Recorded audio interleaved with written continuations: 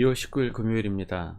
신명기 18장 가증한 행위라는 주제로 말씀을 나누겠습니다. 먼저 기도로 시작하신 후 성경을 1회 3 읽기 바랍니다. 꾸준한 영성 훈련은 당신의 인생을 변화시킵니다. 첫 번째, 신명기는 광야 40년을 회상한다. 신명기를 읽다 보면 계속해서 똑같은 말씀이 반복되고 있다는 느낌이 듭니다. 그럴 수밖에 없는 것이 신명기는 출애굽 이후 광야 40년 동안 이스라엘이 경험했던 역사를 회상하고 있기 때문입니다. 출애굽기, 레위기, 민수기에서 하나님께서 명령하신 것과 광야를 지나면서 이스라엘 민족이 경험했던 것들이 나오다 보니 같은 말씀이 반복되고 있습니다. 차이점이 있다면 신명기는 앞으로 들어갈 가나안 땅이라는 공간적인 배경이 분명하게 언급이 됩니다. 광야에서 방랑했던 생활과 가나안 땅에 정착하는 생활과는 분명한 차이가 있습니다. 신명기는 가나안 땅을 전제로 하며 큰 틀에서는 같지만 약간의 세부적인 차이가 있습니다. 이러한 관점을 가지고 신명기를 읽는다면 광야와 가나안 땅에서 적용하게 될 미묘한 율법의 차이를 발견할 수 있을 것입니다. 말씀이 자주 반복이 되는 이유는 무엇 때문일까요? 중요하기 때문입니다. 중요하니 잊지 말라는 것입니다. 듣지 못했다고 핑계하지 말라는 것입니다. 또한 끊임없이 반복하는 이유는 말해도 듣지 않기 때문입니다. 예레미야 32장 33절입니다. 그들이 등을 내게로 돌리고 얼굴을 내게로 향하지 아니하며 내가 그들을 가르치되 끊임없이 가르쳤는데도 그들이 교훈을 듣지 아니하며 받지 아니하고. 신명기를 묵상하면서 반복되는 말씀이 자주 나옵니다. 그럴 때마다 중요하기 때문에 나에게 말씀하신다는 마음으로 말씀을 대하시길 바랍니다. 두 번째, 제사장과 레위 지파의 목.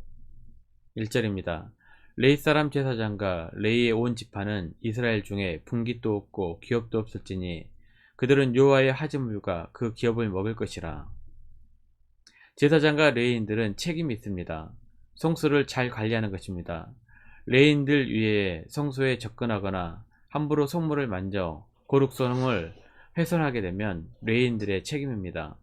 하나님께서 제사장과 레위인들에게 성소의 관리를 맡기셨기 때문입니다. 하나님께서는 거룩한 일을 맡긴 자들에게 반드시 결산을 하십니다. 히브리서 4장 13절입니다. 지으신 것이 하나도 그 앞에 나타나지 않음이 없고 우리의 결산을 받으실 이의 눈앞에 만물이 벌거벗은 것 같이 드러나느니라. 그러므로 우리들도 맡은 바 사명에 충성해야 합니다. 하나님께서 받으실 결산 앞에서 우리는 더 이상 숨길 수 없기 때문입니다. 맡은 직무에 책임이 있다면 권리와 몫도 있습니다. 제사장과 레위인들은 땅을 분배받지 않은 대신에 성소의 일을 맡았습니다. 그래서 하나님께서 별도로 생활할 수 있도록 몫을 주셨습니다. 제사장의 경우에는 제물로 사용된 성물 중 일부가 제사장의 몫이 됩니다. 또한 땅의 첫 소산이나 열매 등도 제사장의 몫이 됩니다. 세 번째, 가증한 행위. 9절입니다. 내 하나님 여호와께서 내게 주시는 땅에 들어가거든 너는 그 민족들의 가증한 행위를 본받지 말 것이니. 가나안 땅에는 하나님께서 가증하게 여기시는 행위들이 있습니다. 몰렉 종교의 희생 제사 중 자녀들을 불태워 바치는 제사가 있습니다. 12장에서도 언급이 되었습니다. 신명기 12장 31절입니다.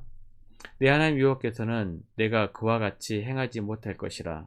그들을 여호와께서 꺼리시며 가증히 여기시는 일을 그들의 신들에게 행하여 심지어 자기들의 자녀를 불살라 그들의 신들에게 드렸느니라. 자주 반복해서 말씀하시는 이유는 이스라엘 백성들에게 절대로 하지 말라고 금지하신 것입니다. 그럼에도 불구하고 이런 가증한 일을 행하는 자들이 나왔습니다. 하나님 말씀을 순종하지 않으면 은연중 죄에 빠지게 됩니다. 늘 깨어있어서 사탄의 유혹에 넘어가지 않는 성도님들이 되시기를 바랍니다. 믿음 생활하면서 하나님 말씀이면 충분합니다. 하지만 사람들은 하나님의 말씀에 대한 관심보다 미래의 일이 어떻게 될지에만 관심이 더 큽니다. 그래서 주신 말씀에 만족하지 못하고 부속신앙과 결합된 혼탁한 신앙에 빠지게 됩니다. 10절 11절입니다. 그의 아들이나 딸을 불 가운데로 지나게 하는 자나 점쟁이나 길흉을 말하는 자나 요술하는 자나 무당이나 지는 자나 신접자나 박수나 초혼자를 너희 가운데에 용납하지 말라. 무당에게 찾아가는 이유는 질병, 재물, 두려움, 미래를 알고 싶은 이유 등 여러 가지가 있을 것입니다. 하지만 하나님의 자녀들은 하나님 앞에 나와 하나님께 기도해야 합니다. 그러면 그 문제를 해결할 능력과 힘을 주시고 평안으로 이끌 것입니다. 그런데 교회 안에서도 하나님께 나와 기도하기보다 사람을 찾아가 문제를 해결하려고 하는 사람들이 있습니다. 마치 무장을 타듯이 말입니다. 에스겔 22장 18절입니다. 그 선지자들이 그들을 위하여 회를 칠하고 스스로 허탄한 이상을 보며 거짓 복수를 행하며 여호와가 말하지 아니하였어도 주 여호와께서 이같이 말씀하셨느니라 하였으며, 하나님께서는 이런 행위들을 가증히 여기셨고 금지시키셨습니다. 14절입니다.